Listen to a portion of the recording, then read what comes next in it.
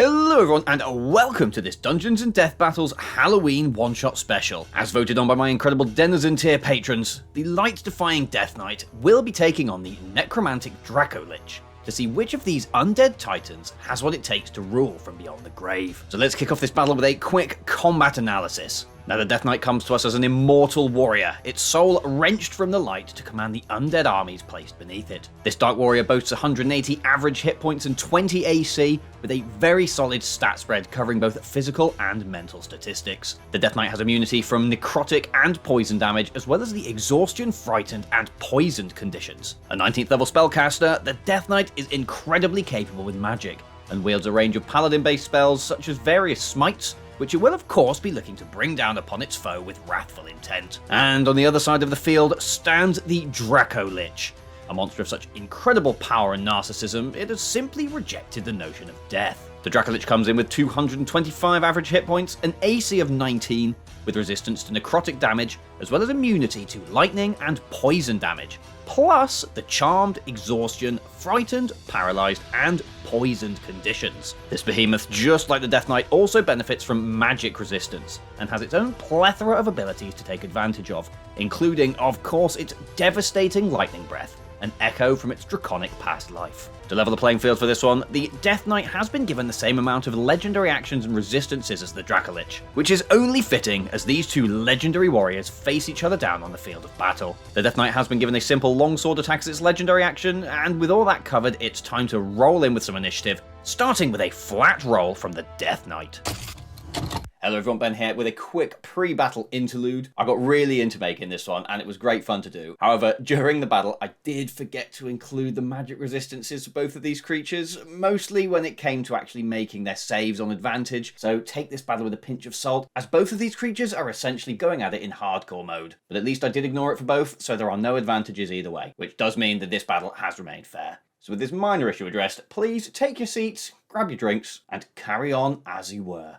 And so rolling in for the Death Knight here, +0 modifier to this one, and that was rolling with a 7 +0 for 7, so let's see if the Dracolich can roll any higher than that. The Dracolich also coming in with a +0 modifier. Neither of these combatants particularly dexterous, but with a 9, the Dracolich is going to secure the lead here, and is going to be getting to go first. And now, as is befitting a creature of its nature, the Dracolich is of course going to take to the air, where it is going to fly towards the Death Knight's position, getting just within range to unleash its very first lightning breath attack. And so the Dracolich exhales lightning in a 90-foot line that is 5 feet wide. Each creature in that line must make a DC 20 dexterity saving throw, taking 66 lightning damage on a failed save, or half as much on a successful one. And so the Death Knight is going to roll in with its dexterity saving throw. Now with a 20, the Death Knight does have a +6 to this roll due to its saving throw proficiency, so we're looking for a 14 or higher on this dice. And that is a 13, which of course +6 only bring that up to 19, does mean that that is a failed save. However, the Death Knight has seen this coming, and early on in the game is going to use its first legendary resistance, which is going to half that regardless, but that does of course mean that it only has 2 left after that. However, we are going to roll in some big damage here with 12 d10 points of lightning damage, and frustratingly I do only have 9 d10s, so I'm going to have to roll in 3 additionals after this, so rolling in. And so with those dice rolled in, that makes 50 so far, but we do of course need to roll in 3 more, and with those 12 d10s rolled in, that makes for 63 points of damage, which is of course going to get halved down due to that legendary resistance, which after accounting for the rounding down does make 31 points of damage, which has brought the Death Knight down to 149 hit points after that initial onslaught. And with that and the Dracolich of course being up in the air, it is going to end its turn before handing over to the Death Knight. Now the Death Knight of course is not going to be particularly pleased with having blasted with draconic breath, and is going to return the favor by utilizing its Hellfire Orb. And so the Death Knight hurls a magical ball of fire that explodes at a point it can see within 120 feet of it. Each creature in a 20-foot radius sphere centered on that point must make a DC 18 dexterity saving throw. This sphere spreads around corners. A creature takes 10d6 fire damage and 10d6 necrotic damage on a failed save, or half as much on a successful one. And with that in mind, we are going to roll in a dexterity saving throw for the Dracolich. Again, it too benefits from the proficiency to dexterity on this, so it gets its +6 too. So Dracolich rolling in, looking for a 12 or higher on this roll, and that is a 15. That means that it succeeds the dexterity saving throw and does not need to make use of its legendary resistance. But we are still going to be rolling in a large amount of damage right here. But considering the Dracolich does have resistance to necrotic damage, we we will need to be rolling these in separately. But I do have 10d6. So rolling in the fire damage here first, and that makes sort of 33 points of fire damage, which will be rounded down to 16 after taking into account that successful dexterity saving throw. And then of course we will be following that up with the necrotic damage. Now this roll is effectively going to be quartered due to the Dracolich's necrotic resistance and that successful dexterity save. And incredibly, that has also rolled in for 33 points of damage. And after taking into account all the resistances and saves, that is going to inflict an additional 8 points of damage to the Dracolich. And now understandably, the Death Knight probably wanted a little bit more out of that, but it has reduced the Dracolich down to 201 hit points. And it will spend the rest of its turn using its movement to get behind one of these walls and get into cover, utilizing its surroundings to its advantage in an attempt to try and bring the Dracolich down to its level. And now that is more or less what the Dracolich is going to do. However, at the start of its turn, it is going to roll in to see if it recharges that lightning breath ability. A 5 or 6 on this, and it will have recharged that lightning breath. That is a 4. Unfortunately, it does not get that back, which does mean that it is going to turn, and it is going to try and get as close to that Death Knight as possible to start inflicting some melee damage. And that's just what it's going to do. It's going to fly back down to the ground, seek out the location where the Death Knight went to hide, and is going to begin to claw and bite away at its opponent. The Fallen Chapel not providing enough cover, as the Dracolich is able to just rear up over those walls and make some attacks. And so with that, the Dracolich will begin by making use of its frightful presence, which is part of its multi-attack. However, we will not need to make any rolls for this, as it soon becomes apparent that the Death Knight is, of course, immune to the frightened condition. And that does mean that we can skip ahead to the Dracolich making 1 bite attack and 2 claw attacks, as the Dracolich makes its bite attack looking to beat an AC of 20. And a 10 plus that huge 13 modifier is, of course, going to do it. But the Death Knight does have some tricks up its sleeve, and it is going to be using its reaction to make a parry against that bite, which is going to increase its AC by 6 all the way up to 26, which does mean that the bite has been blocked. But of course, we do still have 2 claw attacks to come through. So the first of those coming in again, a plus 13 to this, and that is a 4 plus 13, which is only going to make 17. So the Death Knight does avoid this one. We're rolling in number 2, and a 3. The Death Knight has managed to just shield that one as well. So, and that is going to round out the Dracolich's turn. Rather underwhelming there, but the Death Knight clearly using its abilities to make the best of the situation. And now we are going to hand across to the Undying Knight, which is going to see this languishing creature in front of it and is going to go all in with its longsword attacks. And now at the end of the Dracolich's turn, it is now up nice, close and personal. The Death Knight is going to make use of that gifted legendary action to make a single longsword attack against its foe. So rolling in for that one. That is a 4 plus 11 for 15, which is unfortunately not going to hit the Dracolich. And so we roll over to the Death Knight's turn. At the start of its turn, the Death Knight is going to use a bonus action to prepare Staggering Smite, which does mean that the next time it hits a creature with a melee weapon attack during the spell's duration, it will be able to inflict an additional 4d6 points of psychic damage to its target. So rolling in for the first, it does get 3 of these against the Dracolich, and it's looking to beat an AC of 19 with its plus 11 modifier. And that is an 11 plus 11 for 22, which does mean that that one is going to connect. We are going to be rolling in with 1d8 plus 5 points of slashing damage, as the Death Knight is using its longsword with one hand. And that is a decent roll there with 6 plus 5 for 11 points of damage, which does bring the Dracolich down to 190 hit points. And now, of course, it does get the additional benefit of 48's worth of additional necrotic damage. And of course, due to the Dracolich's resistance, this will be halved, but it's more damage on the table nonetheless. And that is a decent slam with yet another 8 points of damage coming through there, which is going to total 19 from that first attack. And of course, it would be completely outside of the Death Knight's nature if it didn't pump a smite into this. And it is going to use this hit to drop a staggering smite into the Dracolich, which does mean that the creature will be susceptible to 4d6 points of psychic damage. Once again, rolling in some more dice. And that is a decent hit yet again from the Death Knight, as it pumps an additional 15 points of damage into its foe. And now off the back of this, the Dracolich will need to make a wisdom saving throw, and on a failed save, it will have disadvantage on attack rolls and ability checks, also being unable to take reactions until the end of its next turn. The Dracolich does, however, have a proficiency in wisdom saving throws with a plus 8 to this roll, and it is looking to beat a DC of 18. And that is a 12 plus 8 for 20, which does mean that the Dracolich passes the test. The creature definitely not up for disadvantage attacks. But that is just a single longsword attack, and we still have 2 more to go. So Death Knight rolling in for the second, and that is a 17 plus that 11 for 28. Again, another very, very sure hit here, and that does mean we get to roll in all those dice all over again. And so coming in first for that 1d8 plus 5 points of slashing damage, and that is a 2 plus 5 for 7. Then, of course, adding in those additional 48 points of necrotic damage. With that collective roll coming in at 12, of course halved due to that necrotic resistance, down to 6 points of damage. Does mean that an additional 13 points of damage have been dealt. And now, of course, rolling in for that final attack. Let's see if it can make all 3 count. And with a 12 plus 11 for 23, it certainly can. Once again, rolling in that d8 plus 5 points of slashing damage. And that is a pitiful 1 plus 5 for 6. So we will once again be able to roll in those 4d8s for that necrotic damage. And that is a much, much better hit there, with those dice totaling 25, which of course does get halved back down to 12, but even so, that is a solid hit, which makes for 18 total damage. And that has brought the Dracolich down to 136 hit points after that wrathful onslaught from the Death Knight. And now at the end of the Death Knight's turn, the Dracolich is going to make use of its legendary actions, and it is going to drop a wing attack against its opponent. Now the Dracolich beats its tattered wings. Each creature within 10 feet of the Dracolich must succeed in a DC 21 dexterity saving throw or take 2d6 plus 7 points of bludgeoning damage and be knocked prone. After beating its wings in this way, the Dracolich can fly up to half its flying speed, although it does intend to stay up close and personal. So that does mean the Death Knight will be rolling in with a DC 21 dexterity saving throw here. Again, it's plus 6 going a long way to making this. With a 12 plus 6 for 18, that does mean that the Death Knight is once again going to fail this saving throw. But of course, it does have that legendary resistance to fall back on, which it is going to make use of. But it does of course mean it only now has one of those left to use. That is going to hand over to the Dracolich's full turn, where it is going to continue on the warpath. First things first though, seeing if it can recharge that lightning breath. So once again, 5 or 6 on this required. And that is a 5. Which does mean that the Dracolich recharges its powerful breath weapon, but it is going to hold off on using it just yet, as it is instead going to pump in once more with its multi-attack. So starting off with that bite. So again, plus 13 to this. And a 7 plus 13 is going to make 20, but of course the Death Knight is going to use its reaction to parry once again, mitigating that blow. But that does mean its reaction is spent, and the Dracolich still has 2 more claw attacks to come in with. So once again, plus 13s here. And a 19 plus 13 is absolutely going to do it. Rolling in with a 32 to hit the Death Knight.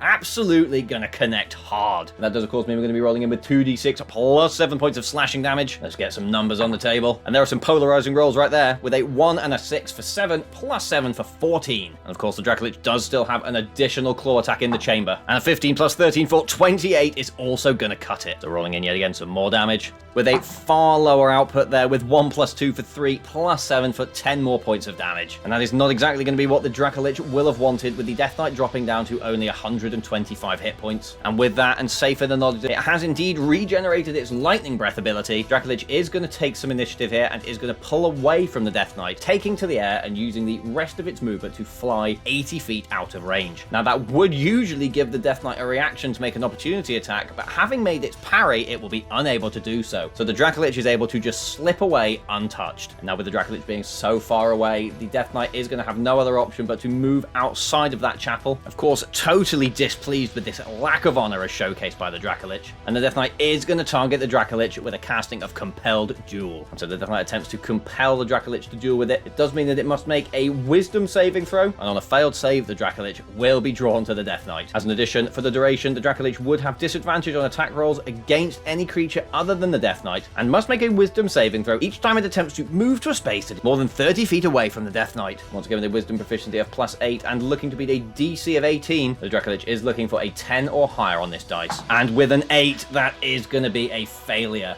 But of course the Dracolich wants to use its tactics and is going to use one of its legendary resistances to instead succeed that save, which does mean that it now only has 2 uses of legendary resistance left in the chamber. And the Death Knight of course is not going to be very happy with this, and is once again going to seek cover within the chapel, trying to find a way to stay away from that Dracolich and its inevitable lightning breath. And that's exactly what the Death Knight will do, as the Dracolich sees no other option than to fly back down to earth, where it is going to poke its head straight through the opening where the Death Knight is using to hide, and is going to unleash its lightning breath once again. So to start with, we will make a DC 20 dexterity saving throw for the Death Knight, and that is a 4 plus 6 for 10, which once again is not going to cut it, and the Death Knight is going to be forced to make use of its last legendary resistance to save that one, meaning it does of course now have none left in the event of anything else like this happening. But for now at least, this attack's damage is going to be halved. So 12d10 coming in once again. Once more, I do only have 9 of these, so I will be rolling in 3 more after this. And with all those rolling in there, an 8, a 7, a 5, a 2, a 2, a 5, a 6, a 3, and a 2 for 40 damage. And of course rolling in 3 more,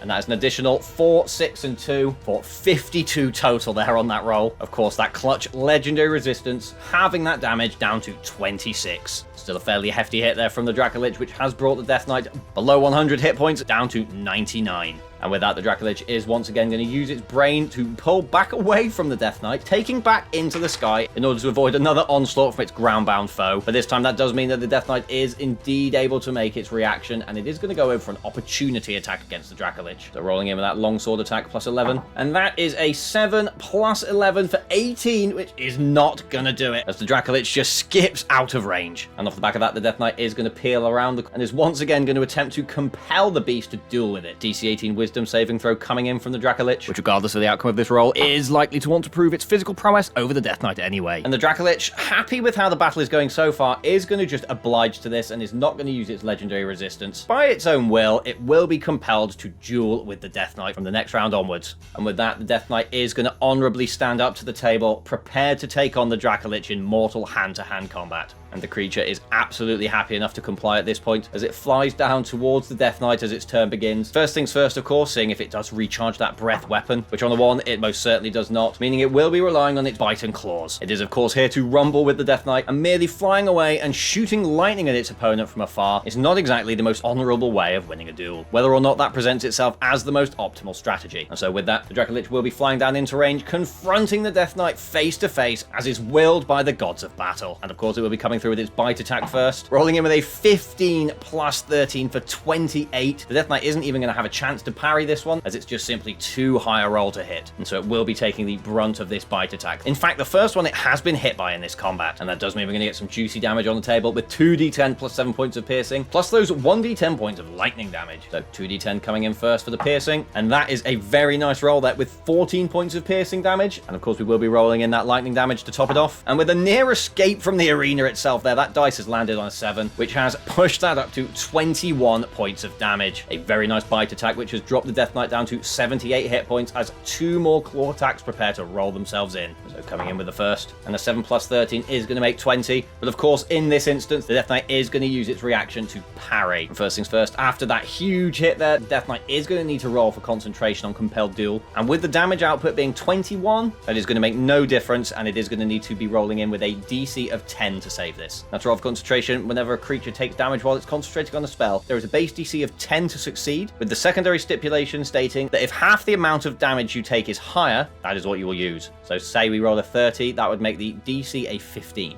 However, we've rolled a 21, which does round down to 10 once halved, so that doesn't change anything, and the Death Knight will be needing to roll in to beat that 10. Now there's going to be rolling in with an 11, plus that 5 modifier to its constitution, which is going to pull that up to 16. Of course, meaning it does succeed. But now we're going to be rolling in with that first Dracolich claw attack, and that is a natural 1, which does mean that that one is certainly going to skip past. And so rolling in for the second, and that's going to be a 4 plus 13 for 17, which is also going to miss. And now due to the fact that these creatures are dueling, the Dracolich is not going to move away from the Death Knight, which does mean it is going to be susceptible to the Death Knight's legendary action longsword attack. So rolling that one in. But with the 6 plus 11 for 17, it is not going to connect. But that does mean we do hand all the way over to the Death Knight for its full turn, and it is going to kick things off by using a bonus action to cast Staggering Smite once again, which does end the casting of Compelled Duel, but the Death Knight has done what it needed to do with that, and is now looking to just dish out some damage. And so it is will be rolling in with its 3 longsword attacks. So first one coming through, again plus 11 to this one, and that is an 18 plus 11 for 29, definite connection. We'll roll in with that 1d8 plus 5 points of slashing damage, which is going to be 5 plus 5 for 10, plus of course those 4d8 worth of necrotic damage. That's a 7 plus 3 for 10, plus 2 for 12, plus 4 for 16 points of damage, which is of course going to half down to 8 due to that resistance, totaling 18 points of damage from that attack. But then of course with that bonus action empowering that Staggering Smite, and it is going to be rolling in an additional 4d6 points of psychic damage here, and that is heavy damage there with a 5, 6, 4 and a 1, totaling 16 points of damage. Once again, some very strong output from that Staggering Smite, which is going to bring the Dracolich down from 118 hit points to 102, just managing to hang on over that 100 mark after that initial longsword onslaught. And the Death Knight does still have 2 more longsword attacks to make, so let's see what it can do. And that is a 12 plus 11 for 23, which is once again going to break through the Dracolich's defenses. Once again, 1d8 plus 5. That is 3 plus 5 for 8. Plus whatever this 4d8 worth of necrotic damage comes through with. And that is another pretty stacked roll right there. If only these weren't all getting halved, the Death Knight would be dealing some serious damage here, with an 8, a 6, a 4, and a 3, totaling 21 points of damage. of course getting halved and rounded down to 10, which does mean that this attack has dealt another 18 points of damage, with one longsword attack still to go. So rolling in number 3. The Death Knight has been doing exceptionally well in combat this battle. It doesn't look like it's missed a single longsword attack through its multi-attack, which is quite impressive. And that does of course mean we get to roll in yet more damage. But an underwhelming 2 plus 5 does make for 7. Of course, plus once again, this now very familiar at 48 points of necrotic damage, which rolling in with a 3, a 1, a 1, and a 3 for 8 is going to be very underwhelmingly half down to 4 points there, which is going to total 11 points of damage from that final attack. And now the Dracolich did take some serious damage there, and it is not going to be too pleased, and will be using its legendary action to once again make a wing attack against the Death Knight. So DC 21 dexterity saving throw required here from our undead warrior, and with an 18 plus 6 for 24, it is going to succeed and is going to continue on fighting. The Dracolich, while no longer compelled to duel, is going to stay within range, as it would quite like to dish out some punishment to the Death Knight in return for the last round. But first things first, of course, we're going to roll in and see if it does get that breath attack back, which on a 5, it most certainly does. The Dracolich has been causing chaos with this breath weapon, and to recharge it yet again is absolutely ridiculous. But standing toe-to-toe with the Death Knight, it is going to unleash that breath weapon once again, looking to use its ancestral powers to char the Death Knight to its core. And now this is going to be a clutch roll here for the Death Knight, as it no longer has any legendary resistances left to fall back on. And so rolling in with a DC 20 dexterity saving throw, it needs a 14 or higher on this dice. And that is an 11 plus 6 for 17, which does mean it is going to be taking the full brunt of 12d10 points of lightning damage. And this is a crucial roll here for the Dracolich. Just how charged is its lightning breath going to be? And that is a savage roll right there. Of course, we do still need to roll in 3 more of these, but we are currently sitting on 69 points of lightning damage after that first roll. And that is absolutely outrageous, with an additional 10, 3, and 6, pushing that all the way up to 88 points of damage, which is going to scorch the Death Knight to such a degree that it is no more than simply a pair of legs standing in front of the Dracolich. With an output of 88 points of lightning damage, that is absolutely absurd, which brings an absolutely insane end to this combat, with the Dracolich lording itself over the Death Knight as the champion of the Undead Titans. And so, with all said and done, thank you very much for watching. I hope you enjoyed this video in which the Dracolich managed to torch the Death Knight out of existence. This was a pretty intense one-shot to run, with these CR 17 creatures proving fairly challenging to run against each other. With that being said, these kinds of combats are fun, with a plethora of abilities and spells to work with. And once again, I hope you enjoyed watching. As mentioned at the start, this battle was voted on by our Denizen tier patrons over on Patreon. So if you want to recommend fights like this yourself, and of course what gets to fight what in our one-shot series, then be sure to head over there and join up as a member. And if you did enjoy this video, please consider dropping a like, commenting down below, and subscribing to the channel. And I will see you back very soon for the next one.